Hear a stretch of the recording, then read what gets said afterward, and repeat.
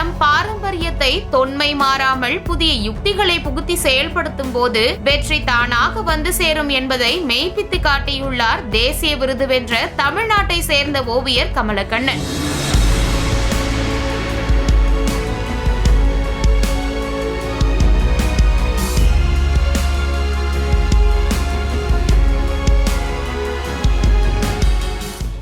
AI digital painting என தொழில்நுட்பம் எவ்வளவுதான் வளர்ந்தாலும் பாரம்பரியமான விஷயங்களுக்கு இருக்கும் முக்கியத்துவமும் சிறப்பும் குறைவதில்லை என்பதற்கு எடுத்துக்காட்டாக பாரம்பரிய நுண்ணிய கலை வடிவமான தஞ்சாவூர் ஓவியத்தில் மினியேச்சர் படைப்பாக 108 திவ்ய தேசங்களை நட்சத்திர வடிவில் சுழற்றி பார்க்கும் வண்ணம் சிறப்பாக வடிவமைத்ததற்காக குடியரசுத் தலைவர் திரௌபதி முர்முவிடமிருந்து 2023ஆம் ஆண்டிற்கான தேசிய விருதை வென்று சாதனை படைத்துள்ளார் தமிழ்நாட்டை சேர்ந்த ஓவியரும் கைவினை கலைஞருமான கமலக்கண்ணன். கலை, பண்பாடு, கலாச்சாரம், பாரம்பரியத்தில் என்றைக்கும் தலை சிறந்து விளங்குவது தமிழ்நாடு தான். அப்படி தலை சிறந்து விளங்கும் தமிழ்நாட்டில் கலையில் மிகச்சிறந்த கலையாக விளங்குவது தஞ்சாவூர் ஓவியக்கலை. அந்த தஞ்சாவூர் ஓவியக்கலையில் ஒரு மிகப்பெரிய சாதனை படைத்துள்ள திரு டி கமலக்கண்ணன் அவர்கள் சமீபத்தில் குடியரசுத் தலைவர் திருமதி திரௌபதி முர்முவிடம் தேசிய விருதை பெற்றுள்ளார். அவர் எதற்காக இந்த விருதை அவருக்கு கிடைத்தது, அவர் தஞ்சாவூர் ஓவியத்தின் மீது அவருக்கு எவ்வாறெல்லாம் ஆர்வம் வந்தது என்பது குறித்து இந்த செய்தி தொகுப்பில் நாம் காணலாம். இந்த தஞ்சாவூர் ஓவியத்துக்காக 2023 தேர்ந்தெடுக்கப்பட்டேன். 2025 டிசம்பர் 9ஆம் தேதி எனக்கு குடியரசுத் தலைவர் கையால் விருது கிடச்சிதுங்க. அது ரொம்ப பெருமையாக நினைக்கிறேன்.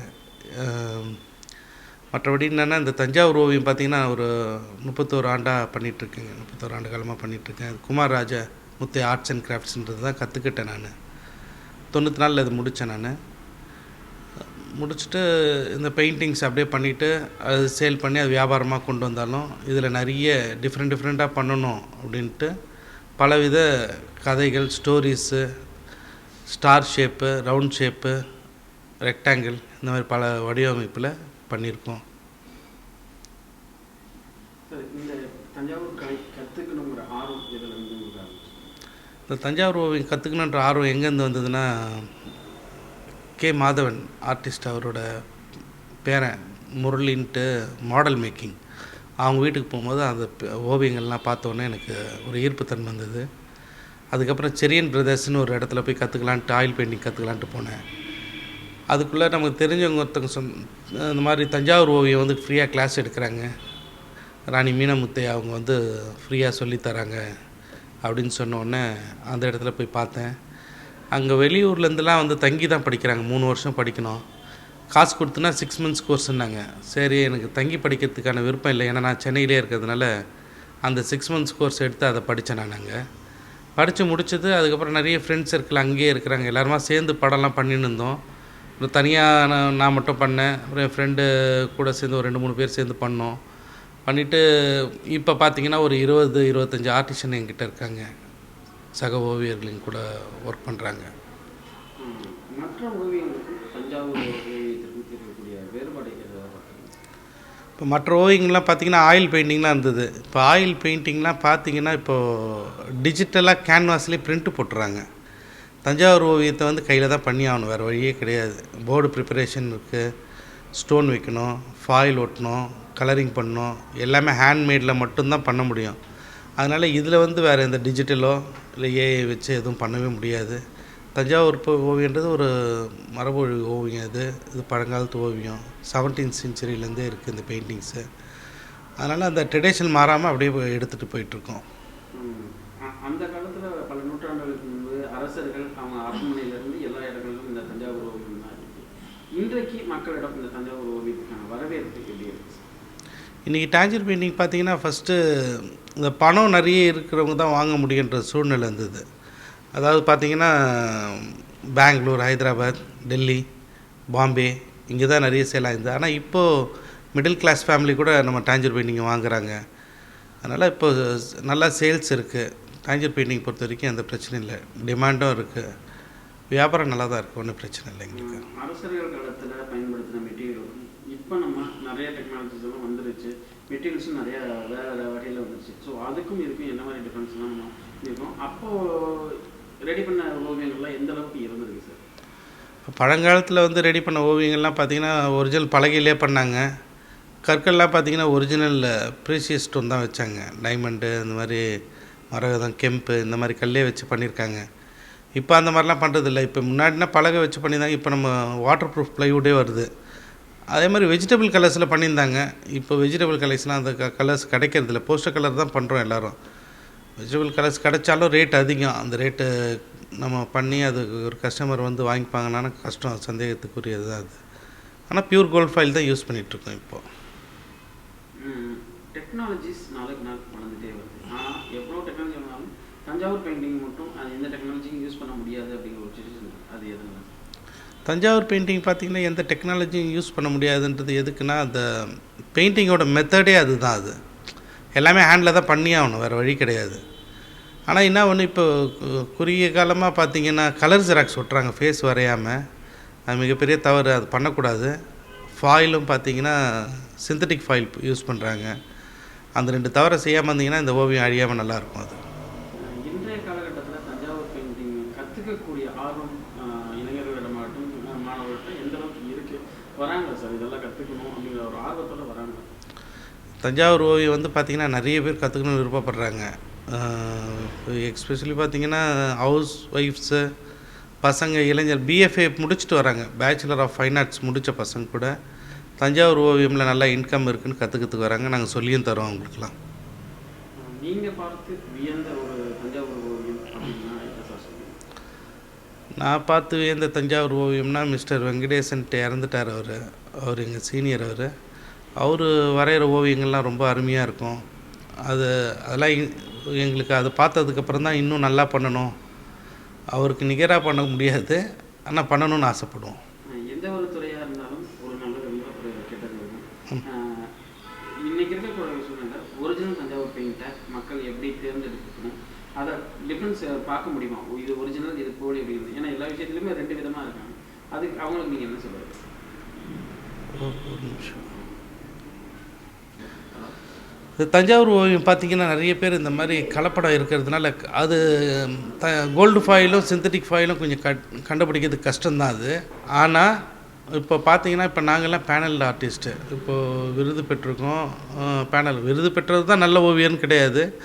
விருது பெறாத எத்தனையோ நல்ல ஓவியர்கள் இருக்காங்க, கரெக்டாக ஃபாலோ பண்ணுறாங்க. கோல்டு ஃபாயில் தான் யூஸ் பண்ணணும், கரெக்டாக கலரிங் பண்ணணுன்ட்டு நிறைய பேர் அப்படி தான் இருக்காங்க. ஒரு சிலர் பண்ணுற தவறுனால பேசாதீங்க, கொஞ்சம் பேச அதாவது பார்த்திங்கன்னா நல்ல ஓவியர் நிறைய பேர் இருக்காங்க. ஆனால் இதில் என்னென்னா, இந்த கோல்டு ஃபைல் சிந்தட்டிக் ஃபைல் கண்டுபிடிக்கிறது கஸ்டமருக்கு ரொம்ப கஷ்டம். அவ்வளோ சீக்கிரம் கண்டுபிடிக்க முடியாது. எப்படி தங்க நகையோ அதே மாதிரி இந்த போலி நகையோ எப்படி ரெண்டும் பார்க்கறதுக்கு ஒரே மாதிரி இருந்தாலும் வித்தியாசம் இருக்குது. அதே மாதிரி தான் இப்போ இவங்க பயன்படுத்துகிறாங்க. அது மிகப்பெரிய தவறு. இப்போ நாங்கள் வந்து பார்த்திங்கன்னா சென்ட்ரல் கவர்மெண்ட் அந்த DCI development corporation of handicraft அந்த பேனலில் இருக்கோம் நாங்கள் உள்ளே. அப்போ நாங்கள் இந்த மாதிரி நிறைய ஆர்டிஸ்ட் பார்த்திங்கன்னா தவறு செய்யாத நிறைய பேர் நல்லா கரெக்டாக பண்ணி கொடுத்துட்ருக்காங்க. இது ஒரு கடவுள் சார்ந்த விஷயம், இதில் கலப்படம் பண்ணவே கூடாது. அப்படி பண்ணுறவங்க மேலே வேறு ஏதாவது ஒரு துறை ரீதியாக நடவடிக்கை எடுத்தால் நல்லாயிருக்கும். இன்றைக்கி நம்ம இந்த காலத்தில் யூஸ் பண்ணோம். ஏன்னா அப்போல்லாம் ஒரிஜினல் யூஸ் பண்ணாங்க. இப்போவும் நம்ம இந்த மாதிரி ஓவியத்தில் ஒரிஜினல் யூஸ் பண்ணுறோம். அது போய் கேட்டு வராங்களா? அந்த மாதிரி ஒரிஜினலோட எனக்கு வேணும் அப்படிங்கிற விருப்பம் இருக்கிறவங்க இருக்காங்களா? பழைய பாணியில் படம் பண்ணணும்னு ஆசைப்பட்றாங்க. அவங்க என்னென்ன பார்த்திங்கன்னா அந்த பலகையில் கேட்பாங்க. கோல்டு ஃபாயில் வந்து டைரெக்டாக மேலே போடுவோம், அது பேர் பச்சை ரேக்கு படம்னுவோம். கோல்டை டைரெக்டாக அது வரக்குன்ட்டு ஜெய்ப்பூர்லேருந்து வருது. அது டைரெக்டாக மக் ஒர்க் மேலே டைரெக்டாக போடுறது. அந்த மாதிரி ஒரு ட்ரெடிஷ்னல் ஆன்டிக் டைப்பும் கேட்குறாங்க, அதுவும் பண்ணி தந்துட்டுருக்கோம். நீங்கள் வந்து ஒரு மிகப்பெரிய மினியேச்சர், அதை பற்றி மினியேச்சர்ன்றது நாங்கள் ஃபஸ்ட்டு பார்த்திங்கன்னா எல்லாம் பண்ணுறதை விட அதை ஒரு கம்ப்ரெஸ் பண்ணி சின்னதாக பண்ணால் எப்படி இருக்கும்ன்ட்டு மினியேச்சர் ஆரம்பித்தேன் ஃபஸ்ட்டு. இந்த விஸ்வரூப தரிசனம்ன்ட்டு இருக்குது, அது 4 அடிக்கு 3 அடியில் பண்ணியிருந்தாங்க. அது 24x18 பண்ணணும், 2x1.5 பண்ணணுன்ட்டு ஃபஸ்ட்டு பண்ணேன். அது சக்ஸஸ் ஆச்சு. அதுக்கப்புறம் தான் இந்த மினியேச்சர் ஒர்க்கே ஸ்டார்ட் பண்ணேன், நிறைய மினியேச்சர்ஸ் ஒர்க்கு.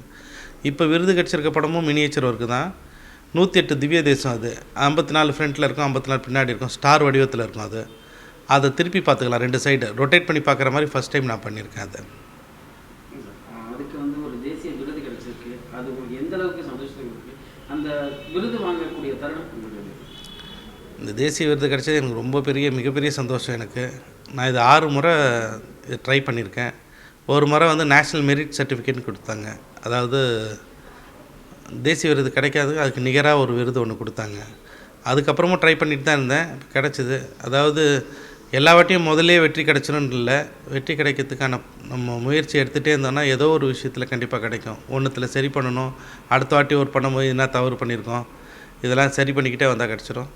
ஆனால் எல்லா ஆர்டிஸ்ட்டும் கவர்மெண்ட் நிறைய ஸ்கீம்ஸ் இருக்குது, அவார்டு இருக்குது, எல்லாமே கலந்துக்கணும். அதில் மனப்பூர்வமாக அதில் உட்காந்து வரைஞ்சி டீட்டெயிலாக பண்ணாங்கன்னா கண்டிப்பாக ஈஸியாக கிடச்சிரும். இந்த மாதிரி ஒரு அடுத்தடுத்து ஒரு அச்சீவ்மெண்ட், ஒரு பிஸ்னஸ் அப்படிங்கிறத தாண்டி ஒரு சில விஷயங்கள் சாதனைகள் புரிகிறதுக்கு ஃபேமிலியோட சப்போர்ட் எந்த அளவுக்கு இருக்குது? இப்போ என் ஃபேமிலியை பொறுத்த வரைக்கும் எல்லாருமே நல்ல சப்போர்ட்டு தான். இப்போது ஒய்ஃபாக இருக்கட்டும், பொண்ணாக இருக்கட்டும், என் பையனாக இருக்கட்டும், எல்லோரும் நல்லா சப்போர்ட்டு தான். எங்கள் அம்மா கூட எனக்கு ஃபஸ்ட்டு இந்த படிப்புன்றது சுத்தமாக எனக்கு ஏறல, படிக்கணுன்ற எண்ணமும் இல்லை. வரைஞ்சிட்டு சுற்றிட்டு இருக்கும்போது பரவாயில்ல அதையே பாருன்னு சொல்லி பண்ணதுனால எனக்கு அது ஒரு ரொம்ப சப்போர்ட்டாக இருந்தது. என்னோடய பெரிய பொண்ணு தான் பார்த்துக்கிறேன் இந்த பெயிண்டிங்கு, இந்த கேலரி எல்லாமே பார்த்து. அவருக்கும் சொல்லி கொடுத்துருக்கேன், அவளுக்கும் தெரியும் வரைகிறதுக்கு. அவள் தான் ஃபுல்லாக இது பார்த்துக்கிறா. என்னோடய சப்போர்ட்டாக எல்லாமே ஆர்டர்ஸாக இருக்கட்டும் எல்லாமே அவளே பார்த்துக்கிறான். இப்போ இனி வரக்கூடிய அடுத்த கலைஞர்களுக்கு நீங்கள் ஒரு தஞ்சாவூர் பெயிண்டிங் கலைஞராக என்ன சொல்ல விரும்புகிறீங்க? எதெல்லாம் அவர்கள் கடைபிடிக்கணும்னு? இப்போது இனிமேல் வர ஜென்ரேஷன் கண்டிப்பாக இந்த சிந்தட்டிக் ஃபாயில் யூஸ் பண்ணாதீங்க, கலர் ஜெராக்ஸ் போடாதீங்க, எந்த ஒரு இதுவும் இல்லாமல் கரெக்டாக அந்த பியூராக அந்த ட்ரெடிஷ்னல் மெத்தடை ஃபாலோ பண்ணி பண்ணுங்கள். மினியேச்சர் பண்ணுங்கள், டிஃப்ரெண்ட் ஷேப்ஸ் பண்ணுங்கள். அது இல்லாமல் நான் ரிலீஜியஸ் சப்ஜெக்ட்ஸும் நிறைய பண்ணுங்கள். கடவுள் சார்ந்த விஷயமே நம்ம வியாபாரம் பண்ணோம்னா இந்தியாவுக்குள்ளே தான் மட்டும்தான் பண்ண முடியும். நான் ரிலீஜியஸ் இந்த பரதநாட்டியம், டான்சர்ஸ் ஆஃப் இந்தியாலாம் நான் பண்ணியிருக்கேன். அந்த மாதிரிலாம் பண்ணால் கடல் தாண்டி எல்லா நாட்டுக்கும் அது பண்ண முடியும். கவர்மெண்ட்டும் எங்களுக்கு வந்து ஒரு சப்போர்ட்டாக இருக்கணும், இருக்குது. என்னை பொறுத்த வரைக்கும் டெவலப்மெண்ட் கமிஷன் ஆஃப் ஹேண்டிகிராஃப்ட் பொறுத்த வரைக்கும் எங்களுக்கு நல்ல சப்போர்ட்டாக தான் இருக்காங்க. தமிழகத்தில் தஞ்சாவூர் கலைஞர்களுக்கு அரசும் பல்வேறு உதவிகள் புரிஞ்சுக்கிறாங்க. அந்த கலை இப்போ தமிழ்நாட்டில் எந்த அளவுக்கு? தமிழ்நாட்டில் மட்டும்தான் ஜிஐ கிராஃப்ட்ஸ்ன்னு நிறைய இருக்குது, மற்ற எந்த மாநிலத்துலேயும் கிடையாது. தமிழ்நாட்டுக்கு மட்டும்தான் ஜிஐ கிராஃப்ட்ஸ்னு எக்கச்சக்கமாக வாங்கி கொடுத்துருக்காரு சஞ்சய் காந்தின்றவர். இந்த எல்லா தஞ்சாவூர் ஓவியத்துக்கும் அவர் தான் வாங்கி கொடுத்தாரு. எல்லா கலைக்குமே சரி அவர் ஜிஐ டேக் வாங்கி கொடுத்தவர் திரு சஞ்சய் காந்தின்றவர் மட்டும்தான். உங்களுடைய அடுத்த கட்ட பயணம் எப்படி தான் இருக்கும்? என்ன வேறு என்ன சாதனை பண்ணணும், வேறு என்ன டிஃப்ரெண்ட்டாக பண்ணணும்? நாங்கள் இன்னும் கற்றுக்கிட்டு தான் இருக்கோம் பெயிண்டிங்கை. சில்பகுருன்ட்டு அடுத்தது 50 வயசு கடந்ததுக்கப்புறம் ஒரு இருக்குது, அதுக்கு அடுத்த வாட்டிக்கு அதுக்கு முயற்சி செய்வேன். அது கிடைக்கிற வரைக்கும் ட்ரை பண்ணுவேன் கண்டிப்பாக. தமிழனின் கலை சாதனை என்றைக்கும் உலகெங்கும் பரவிக்கொண்டே இருக்கும் என்பதற்கு திரு டிடி கமலக்கண்ணன் ஒரு உதாரணம்.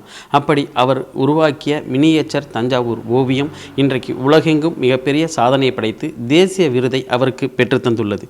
இனி வரும் காலங்களிலும் தஞ்சாவூர் ஓவியம் என்றைக்கும் காலம் நிகழ்த்து நிற்கும் என்பதற்கு இதுவே ஒரு எடுத்துக்காட்டு. வசந்த் செய்திகளுக்காக ஒளிப்பதிவாளர் ஜெய்கணேஷுடன் செய்தியாளர் வெங்கடேஷ்.